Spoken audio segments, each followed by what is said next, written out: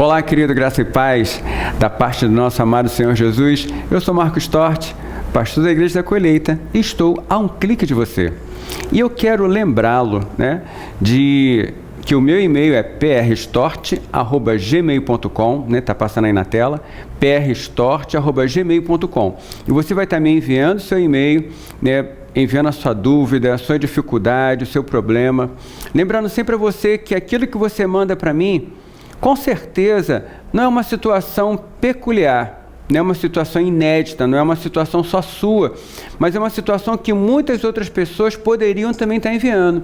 Então, quando eu respondo a você, quando eu te dou um conselho, um conselho bíblico, um conselho da palavra de Deus, quando eu libero para você uma palavra amiga, essa palavra que eu estou liberando para a tua vida, também está servindo para muitas outras pessoas que de repente não tiveram a oportunidade de enviar o e-mail, ou por um motivo qualquer não quiserem enviar, mas que estarão sendo também abençoadas e tocadas. Portanto, não deixe de ser um instrumento na mão de Deus para abençoar a vida de muitas outras pessoas, também compartilhando conosco a sua dificuldade, seu pedido de aconselhamento, seu pedido de oração, e nós estaremos liberando aqui uma palavra de conselho bíblica, uma palavra fundamentada em princípios de Freud, de Nietzsche, de seja lá o que for.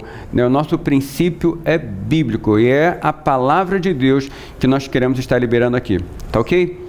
Já estamos aqui com uma situação, desculpem, quem me envia as informações agora é o Júlio, Ele fala o seguinte, é até sério que ele fala aqui, Pastor, por que vocês dão tanta importância à Bíblia e dizem que é o melhor livro, se existem outros livros que têm ensinamentos tão bons quanto ela, e de mestres tão bons quanto Jesus? Beleza. Vamos nós aqui. Bom, em primeiro lugar, Júlio, eu quero agradecer por você ter enviado o seu e-mail, trazendo alguma inquietação que você tem com respeito à Bíblia e com respeito a Jesus. Então eu quero abordar duas coisas, e a primeira coisa que eu quero abordar é a questão da Bíblia. Você diz que a Bíblia é um livro que é tão bom quanto outros livros. A gente dá importância à Bíblia, mas que existem outros livros tão bons quanto a Bíblia. Eu quero só dizer para você que a Bíblia é um livro inigualável. A Bíblia é um livro singular, é um Bíblia incomum. Por que eu estou dizendo isso? Isso em comparação a tantos quantos livros você possa já ter lido ou ter tido notícia. Os livros que você lê, esses bons livros, e claro, existem muitos bons livros escritos por autores famosos, conceituados, livros que a pessoa escreveu e que colocou ali suas ideias, seus pensamentos, colocações que têm sido benefício para a vida de muitas pessoas. Isso eu não quero desmerecer nenhum livro, nenhum autor, porque realmente existem livros muito bons, assim também como tem livros muito ruins, E às vezes um livro ele tem coisas boas e coisas ruins, Às vezes a gente concorda com alguma coisa de um autor, mas não concorda com tudo que ele diz. Mas com respeito à Bíblia, quero te dizer que a Bíblia também não foi escrita por um único autor, A Bíblia tem mais de 40, escritores. A Bíblia, na verdade, ela não é um único livro, A palavra Bíblia é uma palavra que vem do grego, Vem de Biblion, que é livro, Bíblia é o plural, livros, Então a Bíblia seria um conjunto de livros, mas é um conjunto de livros que forma um único livro. Um livro que, como eu já falei, foi escrito por mais de 40 escritores, escrito em épocas diferentes. Há um período de 1.500 anos entre o início do primeiro livro que foi escrito até o último. Há um período aí entre os escritores de 1.500 anos, 15 séculos, cada um com seu pensamento, com a sua cultura, com as suas limitações, com seu nível social, Então esses diferentes homens que escreveram, eles tiveram uma única fonte. A única fonte para a Bíblia é o Espírito Santo. Então o Espírito Santo é a fonte das Escrituras. E não somente isso, a Bíblia, ela traz para nós a revelação de Deus. Ela não é um livro qualquer. A Bíblia não é um livro de história, ainda que ela tenha história. A Bíblia não é um compêndio científico, ainda que ela possa ter algumas questões científicas inseridas nela. Mas a Bíblia, ela é a revelação de Deus a nós.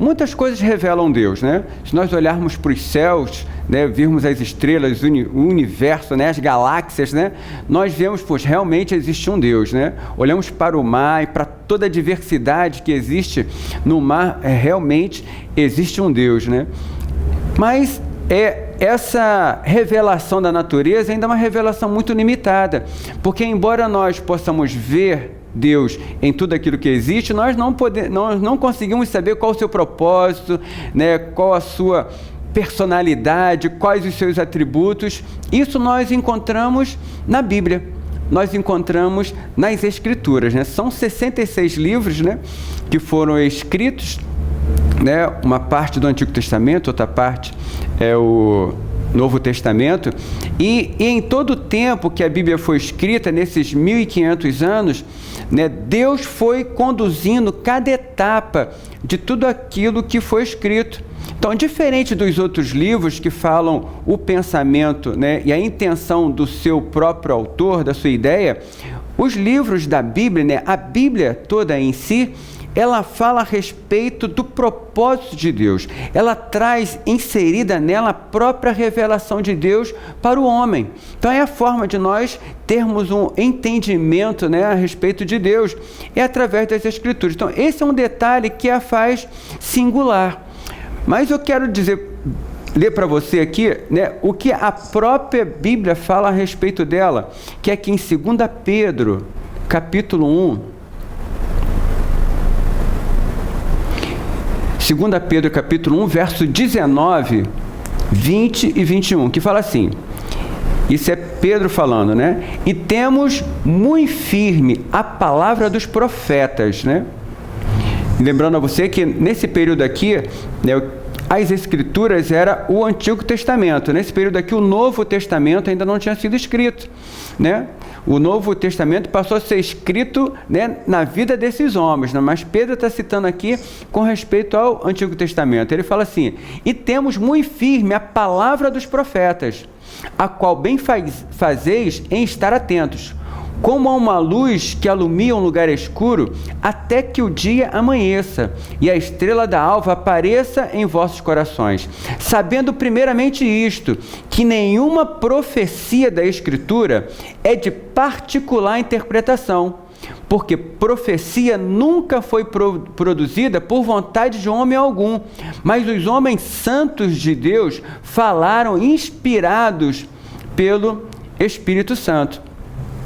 Então, meu querido Júlio, aqui está dizendo que a Bíblia, os escritos dos profetas, que foram profetas que foram escrevendo as Escrituras, Temos livro escrito por Jeremias, Ezequiel, Isaías, Daniel, foram profetas, O próprio Moisés foi um profeta que escreveu o Gênesis, Moisés foi o grande legislador das Escrituras, mas foi um profeta da parte de Deus, para a proclamação do nome do Senhor ao povo.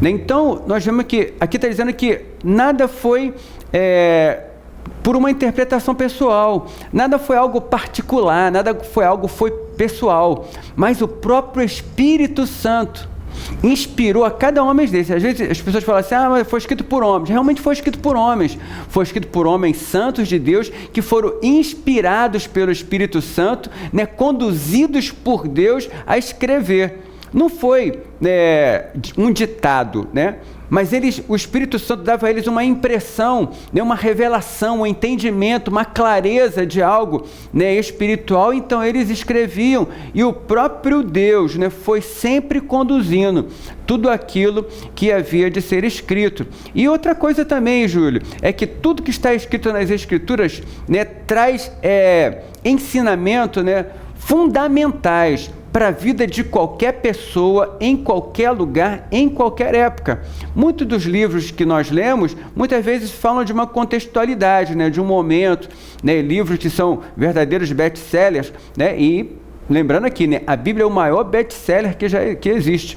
Né, a Bíblia são mais de 6 bilhões de livros bem vendidos, né? O segundo mais vendido, né, de todos, vendeu 900 milhões. A Bíblia, 6 bilhões, né? Venceu aí 7 vezes ainda, né, o segundo colocado. Para você ver como a Bíblia é um livro incomum, né? É um livro singular, né? Mas, voltando aqui ao que eu vinha falando aqui, só para me posicionar aqui, a Bíblia não é de uma revelação pessoal, né?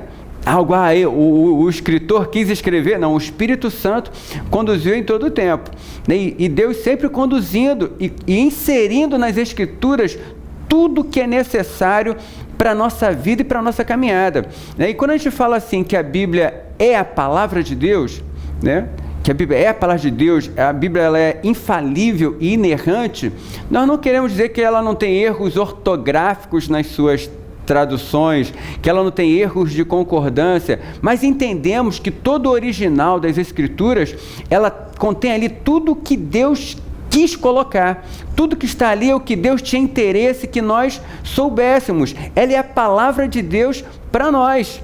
Ali não tem mentiras, ali não tem mito, ali não tem inverdades que venham, né, trazer destruição na vida daqueles que realmente creem nela. Muito pelo contrário, a Bíblia ela é uma fonte inesgotável de bênçãos na vida de todo aquele que lê e crê naquilo que nela está escrito. E eu quero ler um outro texto aqui com você, em 2 Timóteo, capítulo 3, que diz assim: toda a escritura é divinamente inspirada. Quer dizer, o Espírito de Deus é que inspirou os homens que escreveram, né?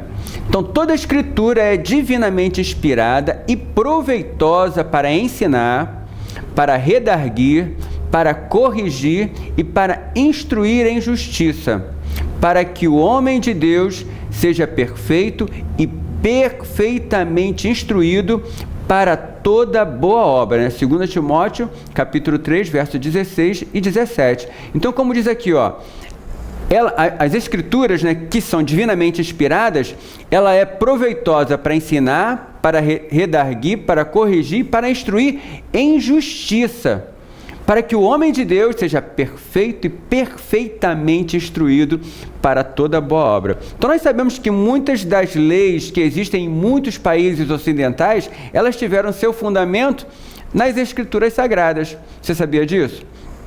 E um outro detalhe também muito importante nas Escrituras é que ela também nos dá ou nos conduz no caminho da salvação. Eu quero ainda ler aqui 2 Timóteo, voltando um pouquinho aqui, 2 Timóteo capítulo 3, verso 15, que fala assim, que desde a tua meninice, Paulo escrevendo para Timóteo, né? Que desde a tua meninice sabes as sagradas escrituras, né? A Bíblia, que podem fazer-te sábio para a salvação, pela fé que há em Cristo Jesus, né? Um outro detalhe é que a Bíblia nos aponta para Jesus, né? A Bíblia nos conduz, né, à salvação em Cristo. Tem ali todas as orientações necessárias para que todo homem de Deus, todo homem que anseia pela paz, que anseia pela dignidade, pela justiça, possa ser instruído e perfeitamente instruído, além de conduzi-lo à salvação em Jesus Cristo, né? E aqui eu quero, né, lançar um outro ponto que foi citado pelo Júlio, é que ele considera Jesus um grande mestre, mas diz que há muitos outros grandes mestres, né, no decorrer dos tempos, né? Talvez realmente existam muitos outros grandes mestres, mas o único que é Senhor, o único que é o Filho de Deus, é Jesus Cristo, né? Jesus é o único que ele não foi somente um mestre, Ele é o Filho de Deus que foi enviado ao mundo para morrer pelos meus e pelos teus pecados, né? Outro detalhe com respeito a Jesus e os outros grandes mestres é que se você for na sepultura de todos esses grandes mestres que você talvez pensou quando escreveu esse e-mail, se você for na sepultura dele, lá estarão os seus restos mortais. Se você for na sepultura de Gandhi, se você for na sepultura de Confúcio, se você for na sepultura de Maomé, né, você vai estar lá os restos mortais desses homens. Mas se você for a Jerusalém, na sepultura de Jesus, lá vai estar uma placa: ele não está aqui, já ressuscitou. Jesus ressuscitou, querido. E ele é o único de todos os mestres que você possa conhecer que ressuscitou. Jesus ressuscitou. Ele não é somente o mestre. Jesus é Senhor. Deus o fez Senhor. Né? Que eu quero ler com você ainda aqui, ó, aproveitando essa questão. Atos capítulo 2. Verso 36, diz assim: saiba, pois, com certeza toda a casa de Israel, que é esse Jesus a quem vós crucificaste, Deus o fez Senhor e Cristo. Então, Júlio, Jesus não era só um mestre, Deus o fez Senhor e Cristo. Essa é a grande diferença de Jesus em relação a todos os outros mestres que você possa conhecer. E a peculiaridade das Escrituras, né, da Bíblia em relação aos outros livros, que ela realmente é um livro em comum. E eu não tenho outra palavra a não ser dizer que a Bíblia é o melhor livro, né, que já foi escrito algum dia. É o livro dos livros, pode ter a plena certeza. Não é à toa que ela foi o primeiro livro a ser impresso. Não é à toa que ela é o livro mais lido em todos os tempos, em todas as épocas. Não é à toa que ela é o livro mais traduzido de todos os que já foram traduzidos e é o livro mais vendido em todos os tempos até hoje, né? Então, saiba com certeza, Júlio, que você possa se render nessa palavra e que Deus possa te abençoar abundantemente, né? Vamos até ali um rápido intervalo, vamos ali, voltamos, continue conectado a um clique de você.